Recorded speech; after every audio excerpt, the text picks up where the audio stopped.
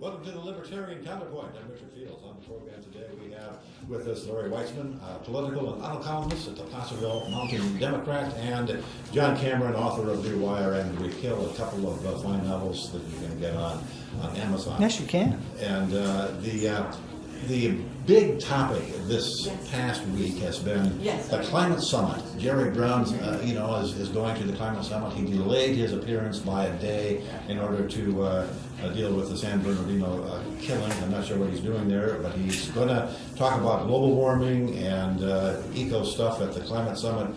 President Obama's been there, the entire time, taking time out to call for gun control. But mostly they're talking about how global warming will destroy life as we know it. And it will. About how soon will that take place? It will destroy life as we know it. 3 billion years, the sun will finally start using its energy too fast, get very hot. It'll expand to probably the orbit of Mercury, which is 36 million miles from the sun. And we're going to get kind of warm and toasty. But that's 3 billion years from now. And hopefully we'll have developed alternative habitats by that time. Maybe we have good space travel. Yeah. But it will destroy. See, global warming will kill us way sooner than that. But it's not actual global warming. It's the fraud that's being perpetrated as global warming that is going to allow governments to entrench themselves, enrich themselves, and transfer power, and take a farcical scientific principle and use it as an excuse to impose socialism. Well, that's the whole. I wrote 18 years ago at the Kyoto deal. I actually wrote a column, and I've written a lot about global warming. I'm sort of an expert in it, a lay expert. That global warming is nothing more than a socialist, communist movement.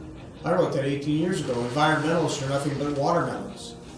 They're green on the outside and red on the inside. Yes. And it's all about controlling people. It's a fraud. It's not. Is it warming? Sure, it's warming. Just like, was it cold in the 1700s? The Thames was frozen over during the Maunder Minimum between 1645 and 1715. They ice skated on the Thames. They had ice carnivals on the Thames. Yes, and it was freezing cold then. The temperatures were much colder. And just a 2-degree cooling will create an ice age. Because what happens year after year, it doesn't melt. And then it keeps building and building and building. And I always ask people, at one time, 10,000 years ago, there was a glacier in place of Yosemite Valley. What happened to it? I think it was gone long before we had the internal combustion engine. Gee, must have got warmer. I grew up in Minnesota, and Minnesota cold. The entire state was covered by, except for a tiny corner. We call it the unglaciated corner of the state, down in southeastern Minnesota. It's very hilly there. The rest of the state is flat, and it's got all kinds of lakes. And the lakes are the only thing that remain of the glacier that covered the entire state. Land of 10,000 lakes? They took an obscure theory by a guy who was, I think he might have got a Nobel Prize back around the turn of the last century. A guy named Svante Arrhenius. I can't, A-R-H something. But anyway, he developed the theory. But the problem is they leave out all the other factors that dominate the weather, like rainfall, cloud cover, even the latest theory by Svensmark, which is the theory of sun activity, the relation of sunspots and no sunspots. And when I said the Maunder Minimum earlier, that was a period when I described the year 1645, 1715, where they had 50 sunspots instead of 40 or 50,000. And that's when we almost had what they call the bottom of the mini ice age. And aren't people predicting that we are moving into another mini ice age right now? Well, we may be, because we're having a very low sunspot activity. And I could quickly say how that works. And what happens is the solar winds, the radiation, when you have a lot of sunspots, diminishes the amount of cosmic rays striking the Earth. Cosmic ray, and that makes warm. Without sunspots, you get a lot of cosmic ray activity, and water droplets form clouds by attaching themselves to cosmic rays, and you get more cloud cover, hence a cooler climate. But I thought they formed because they attach themselves to the little aluminum hats that all the ecology freaks wear. But I think you're right. I'm sorry, I don't understand how water condenses in cosmic rays. It does. It's just, and it's been demonstrated. The interaction of cosmic rays with the upper atmosphere allows water droplets. Yeah, but the cosmic rays, as I've read by Svensmark, they actually have an activity to allow water to come out of the atmosphere from the clear vapor into visible moisture. You know, I take kind of a pragmatic attitude toward global warming. I say that if the globe is warming, we'll be able to raise sugarcane in Siberia, and that's not all bad. And we can turn that into ethanol. And if we you're a downer, you know that? If the sea level rises a couple of inches, my property on Ambergris Key in Belize, which is 4 feet above sea level, is still fine. You're going to be fine. Let's talk about some islands. I'm going to sum up the climate summit simply. It's a lot of poor countries, 100 of them, who are there to get money for the degradation of the earth by the rich industrial countries. It's all about a transfer of wealth. It's that simple. It really is. They're asking for hundreds of billions of dollars. Well, India said pretty much flat out, yeah, you pay us, we'll stop using coal. Yeah, pretty much. So, but let's talk about. Let's talk about that. The Marshall Islands, the Cook Islands, Vanuata, Miami. Vanuatu. I understand Miami is having clear water floods. Clear sky floods is what you wrote. But I don't know anything about that. I didn't research that. I'm sorry, because I got so fascinated by looking at Vanuatu and the Cook Islands. But here's how you calculate what's really happening in the world. You look at insurance rates, and you look at what actuarials are predicting. And if actuarials who look at real numbers, not made-up numbers, who have formulas that are actually based on causation and not correlation and not models, if they were worried about imminent sea level rise, even 20 years, go ahead. Even at 20 years or 30 years, then they wouldn't be willing to underwrite or suggest that people float bonds to support construction activity on beachfronts. You're absolutely right. So the other part of this is that when you look at Vanuatu and the Cook Islands, it's another transfer of wealth, because if you look at the islands as a whole, that the islands themselves aren't sinking. What's happened is there's a transfer of land based upon whether the part of the island is on the windward or leeward side, and also because of a huge hurricane, but I think they call them typhoons. Do they call them typhoons there? In the Pacific. Yeah. There was a huge tropical cyclone or typhoon that deposited a whole bunch of debris on the island. So there are some islands that have grown by 20% leeward side, and other ones that have shrunk by 30%, but the net effect is zero. So there are parts of the wind is blowing the islands one direction? Or no, the wind is blowing debris onto the island, and on those sides of the island, they're growing, and the sea is basically eroding the other side, well, and that's shrinking. That's what's actually, that's what's going on in Venice. Venice is sinking. It's actually sinking. Well, Venice is sinking, and there are coastal areas that are sinking. The sea's not rising. Venice is sinking. Because the sea is rising, but it's rising very, very slowly. Oh, I said, 1.8 millimeters a century. So it's big deal.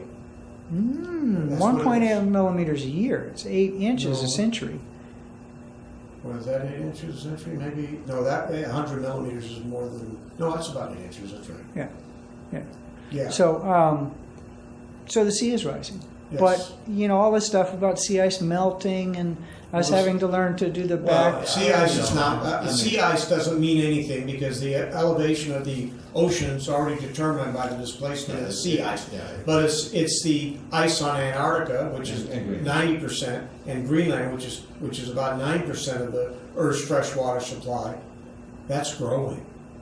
Antarctica's growing like a weed. Do you remember the boats the ships, icebreakers that got stuck in the sea ice? That was in the Arctic, wasn't it? That's what I said. The Antarctica that got stuck in the sea No, ice. in the Arctic. No, Antarctic. Well, There's there's been boats stuck all over the place when they tried to do the it. Chinese icebreaker got stuck, and the Australian icebreaker got stuck. They had to bring the polar star in, which is Nuclear powered. Yeah. no, that's not nuclear powered. That's actually powered by turbines. So, but the other thing that people don't. Well, we'll get back to the global warming thing. Yeah. I have close relatives in Europe, and the Danube froze over 3 years ago, and that hasn't happened in 350 years. They had the second coldest winter on record in England a couple of years ago. Now they also had a warm spell, but anyway, we probably kind of beat that to death. Yeah. We'll probably move Yeah, on. let's In fact, it's a religion built on bigger government. Let's face it. Yeah. That's what it's about. Taxes and bigger government. That's all it is. Speaking of government scandals, here's one. CalFire it has an other training cheating scandal. And to use your word, an other log on the fire of a corrupt organization.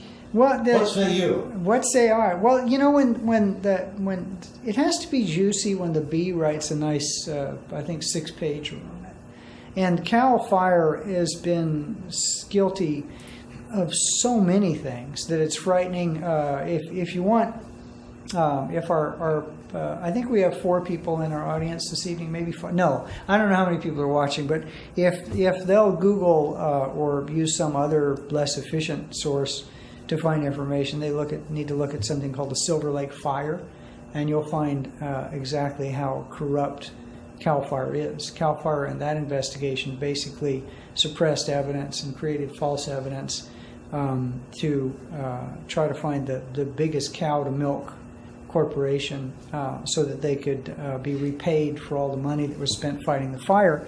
And the judge that looked at it, the lawyers did a really nice job of really investigating CalFire fully and found that they were taking fees and basically cooked their books so that they could use fees that should have been returned to people to send people to parties and getaways and buy toys and all the rest of that stuff. So CalFire has kind of a tradition of being a little corrupt.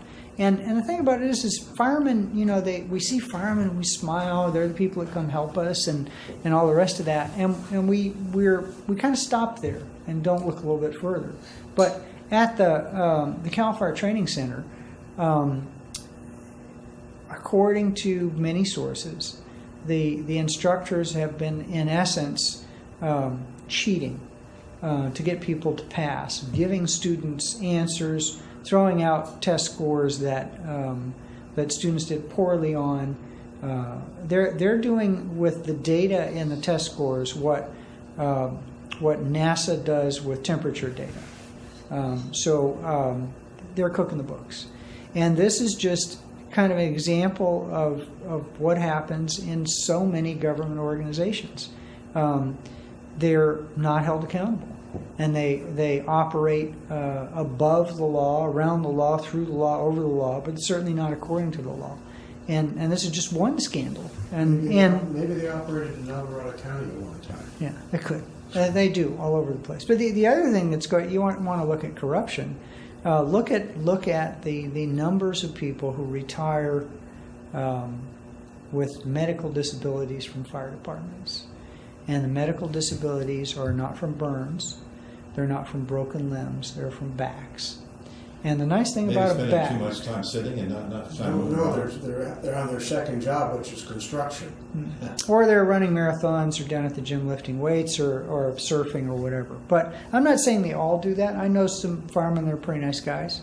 And if my house burns down, right now I'm probably out of luck. So it's a good thing I have some nice smoke alarms and all the rest of that installed, and I probably put the fire out myself. But the CalFire is... over and over again proves itself to be a corrupt organization, and this is one example of that. And it's a shame, too.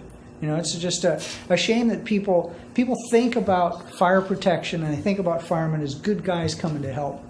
And then to see that the organization that supports that is so mismanaged and so corrupt, it kind of casts a shadow on those people. The final coup de grace is we paid firemen a lot of money. Way more than a lot. Way more than I know that, and that's not enough. And they spend a lot of time just sitting around the firehouse not doing cooking. They do a lot of cooking. Yeah. They clean the truck. Moving on, the U.S. Special Forces are now in Syria, fighting against. I'm not sure who they're fighting against. Who are the U.S. Special Forces fighting against in Syria? Well, I think they're only advisors at this point. I don't know if they're pulling triggers yet. No, what they're doing is I'm advising you to duck. I'm advising you to duck. There you go.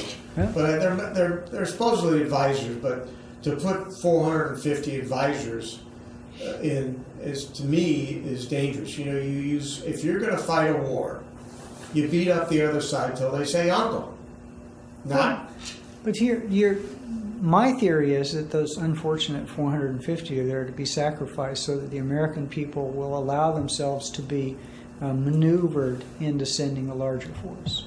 They're sacrificial lambs. Well, I don't know if because I'm a cynic. The problem caused itself after once we left Iraq. The problem arose. While we still had forces in Iraq, we didn't have this problem. But once our troops left, that's when the problem started. And see, I'm going to disagree with you. I'm No, going to say that the problem started when we sent troops. Well, you could say that, but you get to the issue that Saddam Hussein was a genocide guy. He killed hundreds of thousands of people. He put people. Show me a ruler in the Middle East who is not. Well, but we did this. Talk to me about Saudi Clinton Arabia. said it was okay to bomb out of Kosovo or out of Serbia because there was genocide. A lot less genocide than was going on in Syria. Anywhere in the world that's not genocidal. You might want to point the finger at us because we committed genocide here. In what way? Before you? The Native American population. Well, yeah, we did. We went out and killed a lot of Indians. There's no question. But the Indians suffered from some real issues. I'm not saying we were right, but well, we actually probably, if we want to cut down on the number of complaints about the show, maybe we should call them Native Americans or First Nations. And you can't use the name Redskin. I mean, it's just it's all stupid political correctness. Well, yeah, it is, but it's dangerous. Actually, it should be called political fascism because that's what it is. How about PC palliative conversation? Because it is supposed to accomplish something, but it doesn't. But it sounds good. No, but it limits the real discussion. Anyway, back to the thing. What are we doing there? Let's have a real discussion about something. If I was if I was running the country, I'd say you give up, or we're going to end it in 3 days. That's it. The First World War was started by the assassination of the Archduke. Well, that's what they say. Archduke It was caused by this. Well, talk about the trigger. We just had one of our allies in NATO, Turkey, and that it's an all for one for all. Mutual aid. Article 5A. Yeah, it says if you attack one of us, you attack all of us, and we all have to fight back. Right. Well, NATO shot down a Russian plane. I mean, our NATO member Turkey shot down a Russian plane, and so far Russia has not shot back at Turkey. They've done some economic sanctions, and they said, Well, the Russian plane was in Turkish airspace for 2 or 3 seconds. I understand. Might have been a minute or two, but whatever. The point is that is a very, very aggressive thing to do. I would think. Not only did they shoot down the plane, they also sent Turkmen in Iraq to kill all of the. They assassinated the pilot who's coming down his parachute. Yeah, that's like a Geneva Convention violation. To kill the crew, and they basically were merciless toward the Russians for some reason or other. And it's really strange because Russia is Turkey's, I think, largest trading partner. When it comes to natural gas, they get their natural gas from Russia. When it comes to oil, they get a big chunk of their oil from Russia. And the other thing that's interesting about this whole thing is Erdogan, the prime minister of Turkey, his son is selling arms, or buying oil and selling arms to ISIS. Right, that's what I Now, understand. he's been accused of that, or that's been proved? Yeah. Because Right. Exxon's been accused of hiding knowledge certain that CO2 emissions cause global warming. So they accused Yeah, well. and proved. I mean, we got a lawyer Actually- sitting here. So yeah, Retired. I'm tired. But the Exxon issue is they didn't say that. They didn't prove that. Yeah, well, no, that's why They why I said it asked. could be a possibility, Yeah. but that doesn't mean they. So that's why I admit asked to the it. question. I don't know much about. I want to know What what I else? read, and If it wasn't for radical Islam, maybe it wouldn't be there. Yeah. So there's your issue. I mean, let's face it. Every problem we have now going on in the world is because of one thing: radicalism. Well, not. that's a little strong. I mean, a lot of our problems. Well, the major problems are from radicalism. Yeah, I mean, Well, you're talking about obviously. shooting wars and, in Killing essence, people. genocide. Yeah, genocide. I mean, they just go out and do cutting heads off. Come on, they're nasty, and I don't know. No other religion sanctions the kind of atrocities that Israel does. Of course. So it's not a very good religion. It's. I mean, I don't want to get the Muslims in our area crazy, but radical Islam.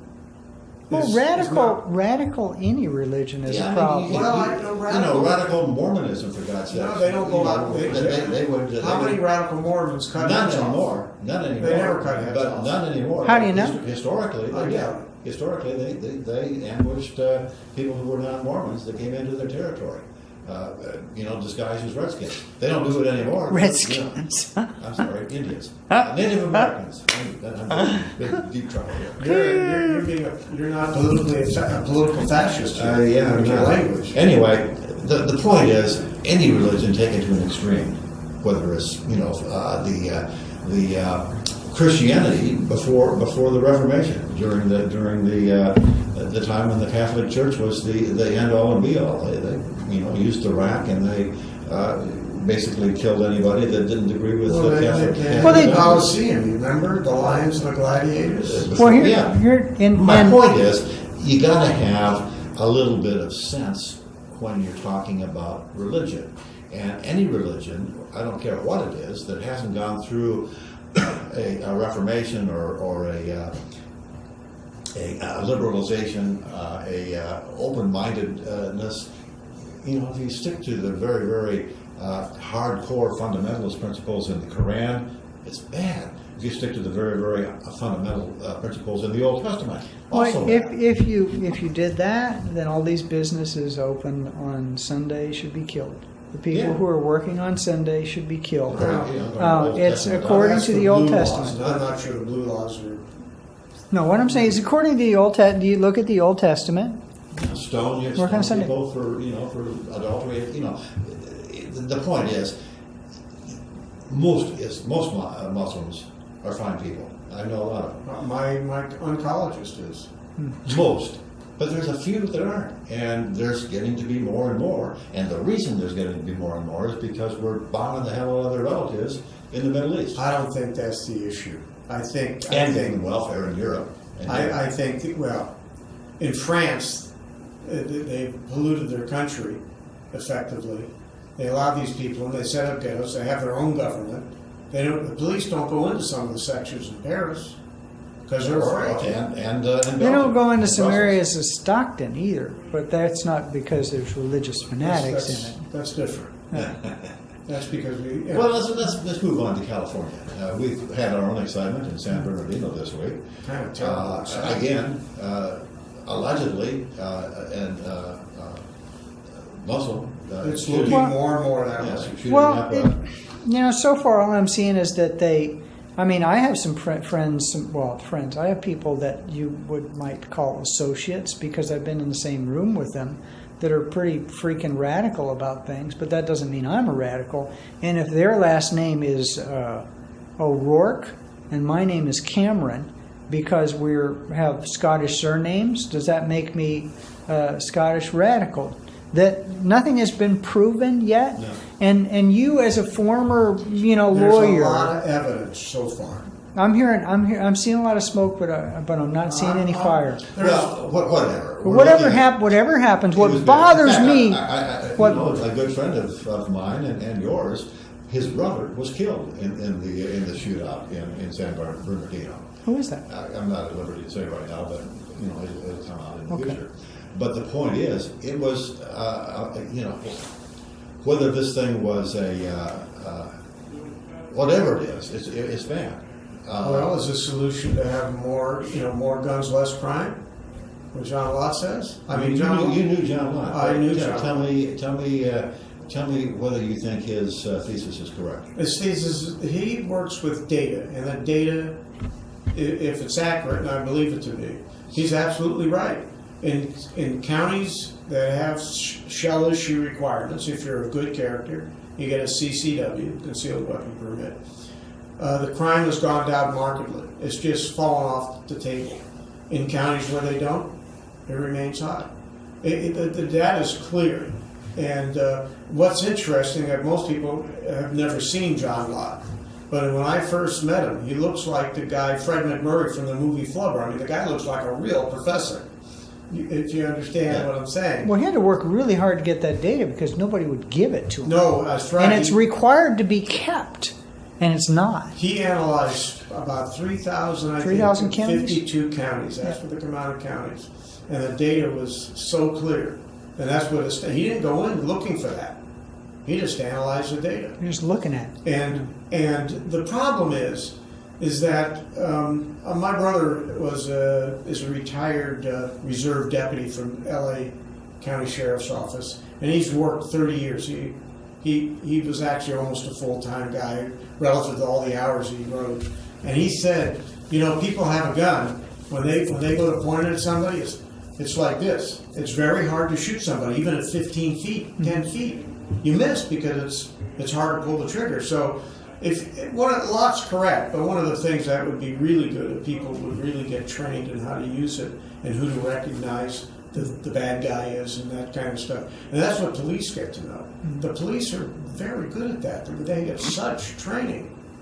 I'm sorry, I had to snicker on that. They seem to be very good at emptying 16 rounds into 12. Well, we don't know what that's about yet. We don't have the full story. Oh, I think we have way more proof about that than we do about whether this was a terrorist act in San Bernardino. See, that's a problem because the people back there, they walk through the streets with the center of the street, and they just to flaunt themselves with the cops. They almost bring it on themselves. We'll get to this one some other time.